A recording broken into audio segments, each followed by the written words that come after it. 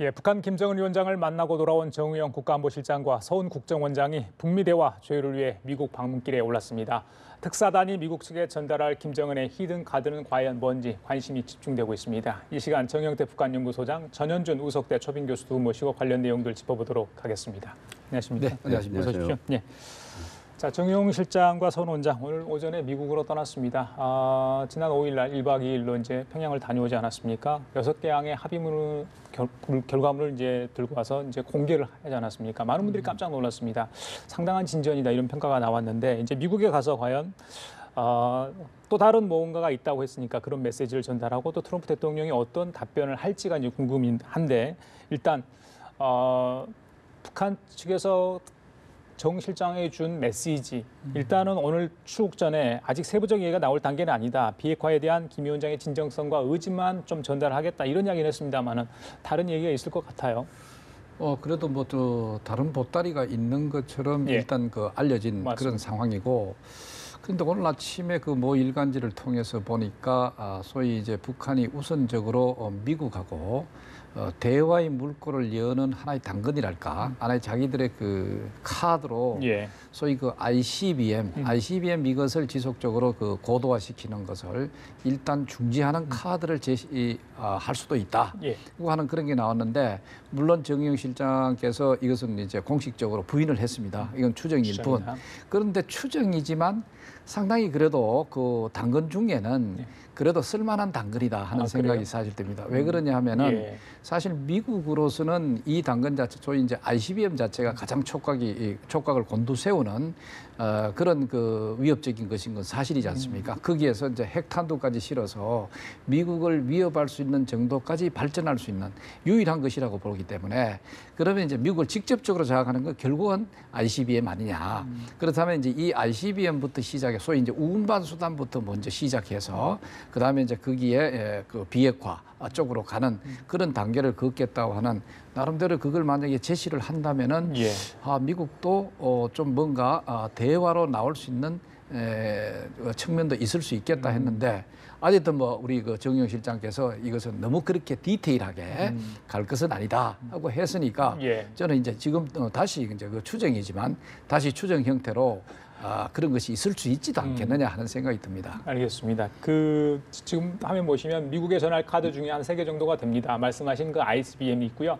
그다음에 지금 북한에 미국인 3명이 억류돼 있는데 그 석방 카드를 트럼프 대통령에게 전달할 수 있고요. 전형적일 수도 있는데 이 북미 정상회담 이 얘기 이런 것도 전할 수 있다. 그런데 미국 정상회담 저것은 그렇게 예.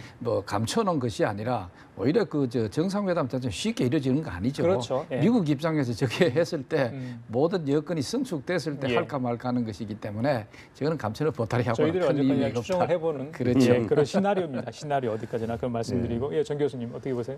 그렇죠. 여기서는 지금 다 추정할 수밖에 없습니다. 그 보따리가 뭔지 아는 것은 우리나라에서 6명밖에 없다는 거 아니겠습니까? 5명 특사단하고 문재인 대통령. 하여튼 그런 얘기가 있습니다만은 알 수는 없는 거고 정 박사님도 얘기했습니다만은 이제 ICBM에 대한 이제 모라토리움 선언이 우선 이제 중요시 될 수도 있는 거고 또 하나는 이제 역시 이제 북한에서 미국에 특사를 보내겠다. 그런 안도 있을 수 있다고 봐요. 그 특사가 이제 또 김여정이라는 설도 있고 그렇습니다만은 하여튼 최용해가 됐든 정말 미국이 받아서 뭔가 대화를 할 수 있는 그런 상대로 북한이 특사를 보낼 수도 있는 거고 또 미국의 특사를 요청할 수도 있죠. 그러니까 미국의 틸레슨이라든가 그렇죠. 심지어는 이방카라든가 이런 사람을 보내달라. 그러면 아까 이제 3명 석방 문제를 포함해서 북미 관계를 개선할 수 있는 그런 굵직한 사람을 좀 보내달라 그런 얘기도 할 수 있는 거고 좀 엉뚱한 상상입니다만은 지금 북한에 푸에블로호가 있어요 지금. 그래서 보통강에 있습니다. 이전에는 대동강에 있다가 보통강에 있는데 그게 지금 미국 자산입니다. 그렇죠. 그걸 돌려주겠다든가 하여튼 파격적인 어떤 제안을 할 가능성이 높다는 그런 얘기인 거고 근데 그 배경은 이런 걸 좀 알아야 될 것 같아요. 그러니까 지금 북한이 왜 이렇게 남북 관계를 획기적으로 개선하고 북미 관계를 이렇게 빨리빨리 개선하려고 하는가. 그 배경은 역시 이제 중국과의 관계라고 봅니다. 사실 겉으로 알려진 것보다는 북한과 중국과의 관계가 굉장히 나쁩니다. 특히 이제 이 핵 문제와 관련돼서 유엔 안보리 제재가 계속되고 있지 않습니까? 2009년, 2013년 특히 김정은 정권이 들어서서 핵실험을 많이 하다 보니까 제재의 수위가 계속 높아지면서 중국이 엄청난 제재를 하고 있거든요. 거기에 대해서 북한은 이제 배신감을 좀 느끼는 것 같아요. 물론 때리는 미국도 밉지만 말리는 척하면서 도와주는 척하면서 제재를 계속하는 중국 너는 뭐냐 대관절 혈맹이냐 뭐냐. 예. 거기에 대해서 아주 그 많은 불만을 갖고 있고 심지어는 이제 장성택 그 처형은 장성택을 통해서 뭔가 김정은이 아닌 김정남을 내세우려고 했다고 하는 예. 그런 얘기들이 중국의 유명한 저우 융캉이라고 하는 상무위원을 통해서 북한에 전해지고 그것이 김정은 귀에 들어갔고 이게 예. 이제 물론 NHK 보도기 때문에 증거는 없습니다만은 그래서 이제 장성택을 처형했다는 거거든요. 다시 말하자면 중국은 언제든지 정치적으로나 군사적으로나 북한을 아주 못되게 만들 수 있는 예. 바로 이웃한 국가다. 예. 우방인 것 같으면서도 실질적인 적이다. 이런 생각이 있기 때문에 중국을 어떻게 해서든지 견제해야 되겠다는 생각이 강하게 있는 것 같아요. 그리고 중국을 견제하기 위해서는 뭐냐? 미국을 끌어들이는 수밖에 없다. 그게 지금 베트남식이거든요. 베트남이 중국 견제를 위해서 미국을 끌어들이고 지금 칼 빈슨호가 베트남 다낭항에 지금 정박해 있습니다. 예, 그 저승사자라고 하는 칼 빈슨호가 어떤 이런 식으로 뭔가 중국을 견제하려는 그런 상황이기 때문에 이제는 예. 미국을 강하게 끌어들여야 되고 그러려면은 굉장히 큰 카드를 우리들이 상상할 수 없는 그런 카드를 예. 미국에 제시할 것이다. 그런 측면에서 말씀을 드리는 겁니다. 알겠습니다.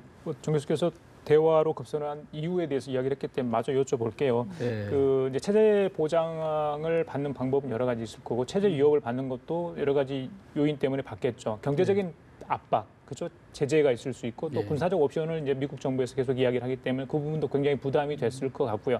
자, 두 개가 같이 맞물려서 김정은을 압박하기 때문에 지금처럼 갑작스럽게 대화 국면을 간 건지 아니면 또 말씀하신 것처럼 다른 외부적 요인이 있는 건지 소장님께서는 어떻게 보십니까? 예, 뭐 기본적으로는 미국이 이 대북 압박을 지속적으로 해오고 있고 또 제재라고 하는 것을 또 지속적으로 또 심화시켜오는 그것이 강하게 작용했다는 것은 뭐 사실입니다. 그러나 이제 그게 이제 앞으로 그것이 계속 심화됐을 때 예. 자기 체제 위험하다 이런 판단은 갖고 있죠. 그럼 왜 지금 시점에서 예, 맞습니다. 왜 미북 대화를 하려고 하느냐, 남북한 관계 개선을 하는데 굉장히 그 속도를 내고자 예, 하느냐 예. 하는 그게 문제가 있거든요. 사실은 이거는요, 나름대로 북한이 이 계획된 어떤 그런 행태다 이래 볼 수가 있습니다. 왜 그러냐면 작년까지 북한은 소위 핵무력을 완성하는 그런 일차적인 그런 그 목표를 사실을 달성을 하고 그 핵무력 완성이라는 기반을 갖추은 상태에서 대미 관계 개선이라든가 우리 남북한 관계 개선을 적극적으로 한다는 것이죠. 예. 바로 이것은 뭐냐 하면은 소위 그 핵국가적인 지위를 갖고 그런 위력을 갖고 소위 이제 군사적으로 남한을 혹은 미국을 완전히 제압하는 예. 그리고 또 사상적으로도 완전히 제압하는 그런 상황을 만들어 놓고 예. 여기에서부터 시작해 가지고 자기가 주도적으로 남북한 관계를 개선해 나가고 그다음에 대미 관계를 개선해 나간다. 사실 이런 게 있죠. 그래서 이제 우선적으로 그 한 것이 바로 남북한 관계 개선입니다. 사실은 미국은 북한이 하고 싶어도 미국이 트럼프 정부가 이것을 수용해 주지 않으면은 사실 나가도 한 발짝도 못 나간다는 것이죠. 그래서 먼저 남북한 관계 개선을 하면서 이제 나름대로 그 물꼬를 틀 수가 있지 않습니까? 그리고 또 남북한 개선이라는 상황 자체가 이 한반도 자체에서 평화라는 분위기가 형성될 수가 사실 있습니다. 자, 이것을 바탕으로 해가지고 이걸 근거로 해서 대미 접근을 또 이래 용이하게 하는 그런 측면이 있고 사실은 그 대미 접근이라고 하는 건 뭐 다른 어떤 이유보다는 우선적으로 이제 대북 제재라든가 예. 아니면 또 압박이라 하는 어떤 뭐 인권 제재라든가 이런 것들을 최소한 이제 완화시켜야 되는 그게 가장 급선무라고 볼 수가 있죠. 자, 그렇다면은 미북 대화 혹은 대미 접근은 지극히 이 시점에 있어서 보다 더 강화해야 되는 것이 바로 북한의 필요성이다. 이렇기 때문에 사실은 뭐 여러 가지 이유를 댈 수는 있지만 예. 지금은 이제 북한 당국이 적극적으로 대외 관계를 저기 핵 지위를 가지고 핵국가라는 지위를 가지고 그것을 또 그 바탕으로 해서 주도적으로 나간다 이렇게 예. 보는 것도 필요할 것 같습니다. 아마 미국 현지 시간으로 9일쯤요. 트럼프 대통령을 아마 정의용 실장과 서훈 원장이 만날 것으로 보입니다. 자, 그때 이제 북한 김정은이 이 얘기했던 메시지를 전달할 텐데 일단 트럼프 대통령이 북한을 과연 신뢰할 수 있는 부분인가? 뭐 트럼프 행정부는 과거 정권이 했던 그런 전체를 밟지 않겠다 계속해서 이렇게 하지 않았습니까? 얼마나 이제 김정은 정권에 대해서 신뢰를 할 수 있을지 그분이 아주 관건인 것 같아요. 믿어야 대화에 나설 수 있지 않겠습니까? 예. 그렇습니다. 뭐 신뢰를 하지 않는 것은 뭐 당연하죠. 그동안에 그러니까 북미 간에 여러 차례 이제 합의가 있었거든요. 1994년 이제 10월 21일 북미 제네바 합의를 포함해 가지고 그 이후에 이제 9.19 공동성명도 또 물론 있었고 예. 229 합의도 예. 있었고 217 합의도 있었고 뭐 여러 합의가 있었는데 지켜지지 않았죠. 그러니까 미국에 있는 북한 통들은 북한과 대화해서는 안 된다. 그런 분위기가 있어요. 대화해봐야 소용없고 펀판이 당한다. 예.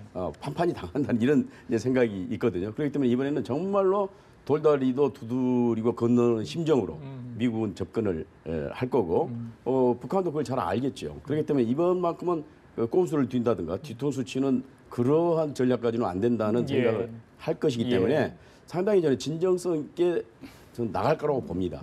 그러니까 이미 김정은이가 만약에 어떤 것을 약속을 했다고 한다면 그걸 지킬 것이고 그래서 미국의 신뢰를 얻고 아까도 저는 이제 말씀을 드렸습니다마는 그걸 통해서 이제 중국을 견제를 하고 그러면 이제 중국은 좀 마음이 좀 다급해지거든요.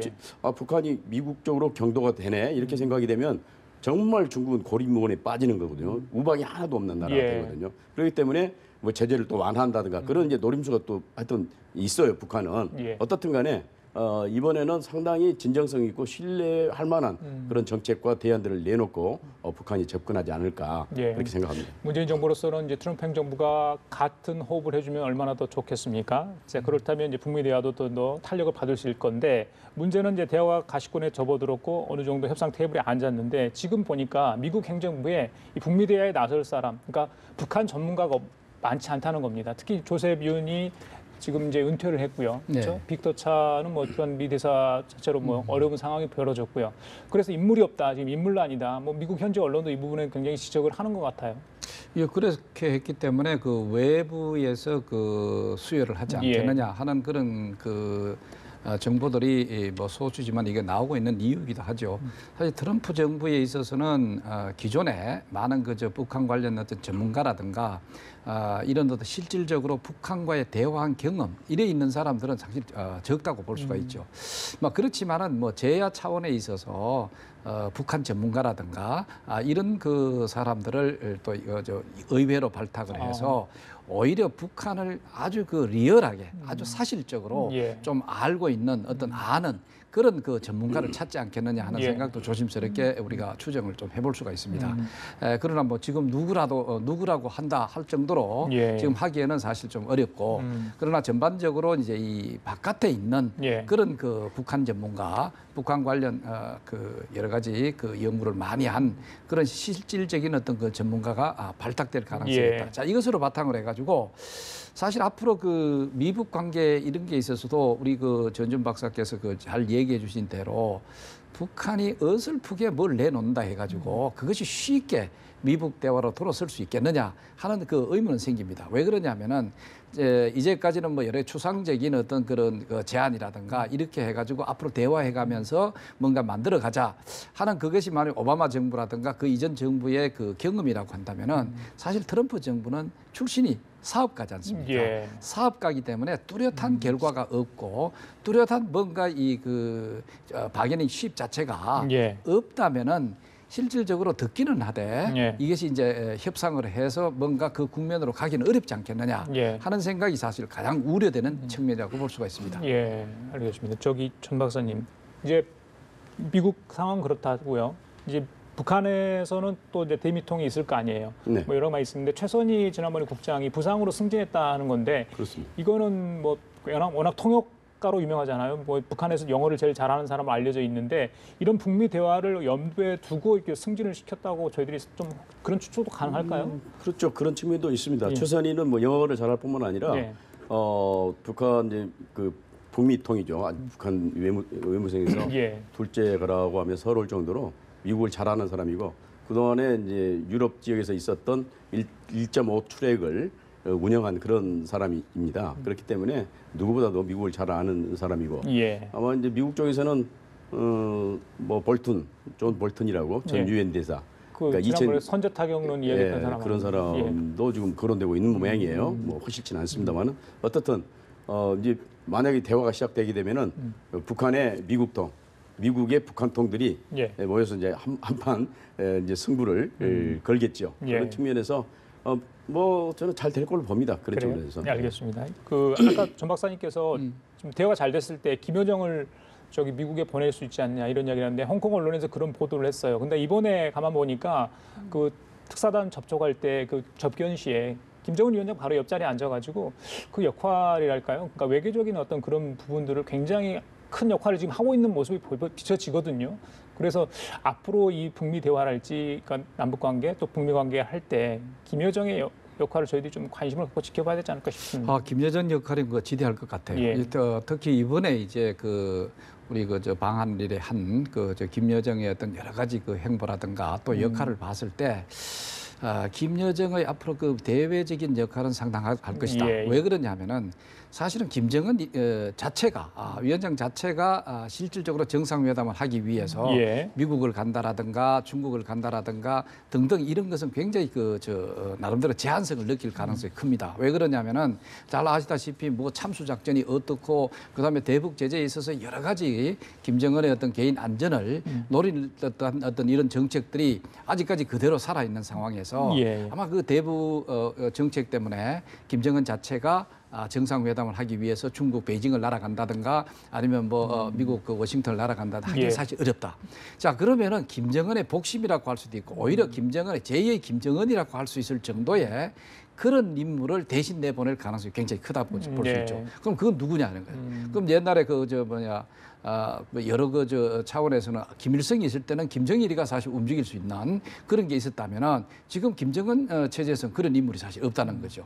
바로 그게 대신할 수 있는 게 역시 김여정이 아닌가 이렇게 볼 수가 있죠. 그렇다면은 뭐 김여정이 가서 직접적으로 협상을 하고 그것을 진두지휘하고 그런 것은 아니지만 사실 특사로서의 어떤 그런 그 가치, 중요성은 지속적으로 올라가지 않겠느냐. 뭐 이렇게 본다면은 김여정 자체를 대미 특사로 보낸다 하는 그 자체도 가능성으로서는 그렇게 떨어지는 것이 아니다. 뭐 이렇게 볼 수도 있을 것 같아요. 이제 남북이 합의한 대로라면 4월 말에 남북 정상회담이 판문점 평화의 집에서 열립니다. 자, 미국 언론이요 4월 1일부터 한미 군사 훈련이 이제 있을 거다 이렇게 보도를 했습니다. 공식적인 발표는 이제 미 국방부와 우리 국방부가 이제 하겠죠. 아직은 뭐 정확한 일정은 나온 게 아닙니다. 그런데 지금 대화 국면에서 어떤 식으로 좀 이게 조정이 될 가능성도 있다는 계속 지금 나오고 있는 상황인데 김정은 위원장이 예전 수준으로 진행한 것을 이해한다 이랬습니다. 그래서 이 예년 수준이라는 게 어떤 의미인지 그렇다면 미국 전략 자산을 뭐 예전에 나왔던 전략 자산은 그대로 용인하겠지만 그보다 더 큰 자산이 한반도에 들어오는 건 좀 어렵다. 또 이후에 있을 하반기에 있을 UFG 훈련이랄지 이런 부분도 좀 조정을 해달라 이런 뉘앙스를 저희들이 해석할 수 있을까요? 어떻게 보십니까? 그렇죠. 그러니까 전략 자산은 뭐 아시다시피 이제 핵무기를 싣고 다니면서 폭격할 수 있는 그런 전략 무기들이죠. 비행기가 됐든 뭐 항공모함이 됐든 또는 이지스함이 됐든 이런 이제 최첨단 이 무기는 좀 안 왔으면 좋겠다. 뭐 재래식 정도의 재래식 무기를 가지고 훈련하는 것은 뭐 어차피 용인할 수밖에 없지만 전략 자산이 와서 자기들을 불안하게 만들고 그 왜냐하면 스텔스 기능들이 또 있지 않습니까?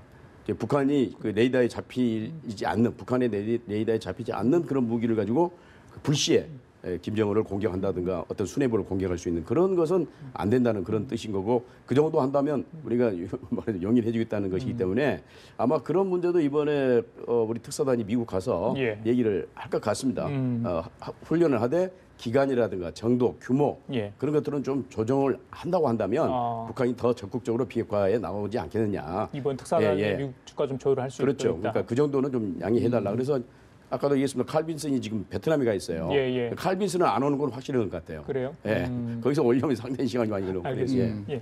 근데 그것과 더해 가지고 지금 이제 그 소위 이제 남북 정상회담 사실 이것이 열리기 위해서는 뭐가 있어야 되느냐면은 미국과의 어떤 그런 대화라든가 뭐 접촉적 대화든 아니면 탐색적 대화든 최소한의 그것이 먼저 열리는 것이 자연스러운 행보가 사실 될 거예요. 그래서 우리 그 특사단들이 이번에 가서 미국에 가장 그 중요하게 뭐 설득 아닌 설득을 한다면은 그게 우선시 될 것 같아. 자, 그러면은 미국 간의 대화가 사실 열리는 어떤 그런 상황이 된다면은 예. 이 이번에 한미 연합 군사 훈련 자체도 우리가 이제 그 연례적으로 하는 수준이다 하는 거는 연례적으로 하는 게 그야말로 방어의 목적입니다. 북한이 이러이러한 침공의 그 흔적이 있을 때 거기에 대해서 우리가 방어하는 입장으로서 지속적으로 이 방어 훈련으로서 그 한미연합 군사훈련을 해왔습니다. 그러나 최근에 들어와가지고 북한이 뭐 각종 이제 그 미사일이라든가 이런 것을 계속 지속적으로 고도화시켜 나가고 있고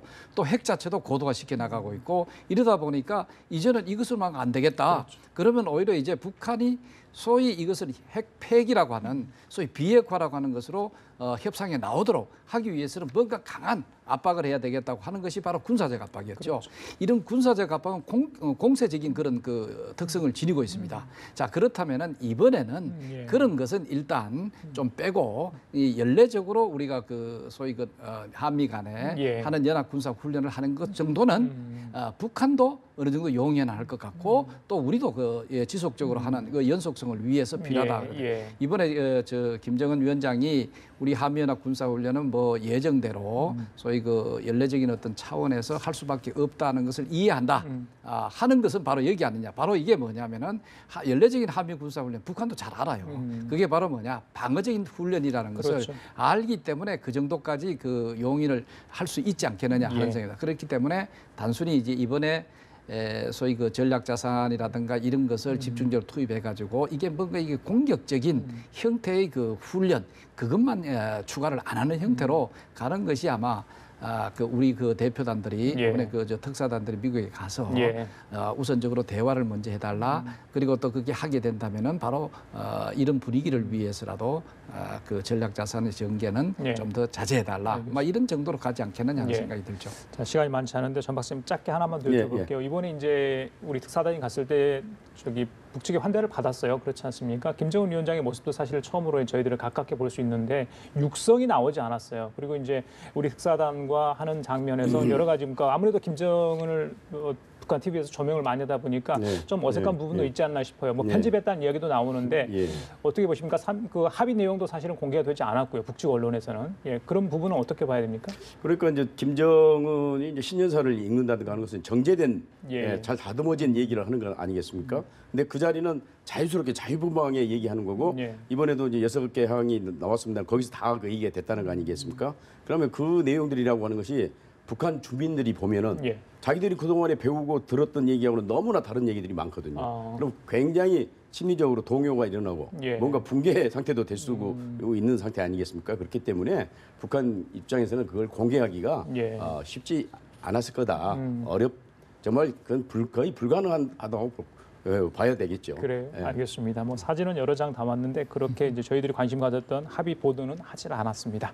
알겠습니다. 자, 지금까지 정영태 북한연구소장, 전현준 우석대 초빙 교수와 함께 얘기 나눠봤습니다. 말씀 감사합니다.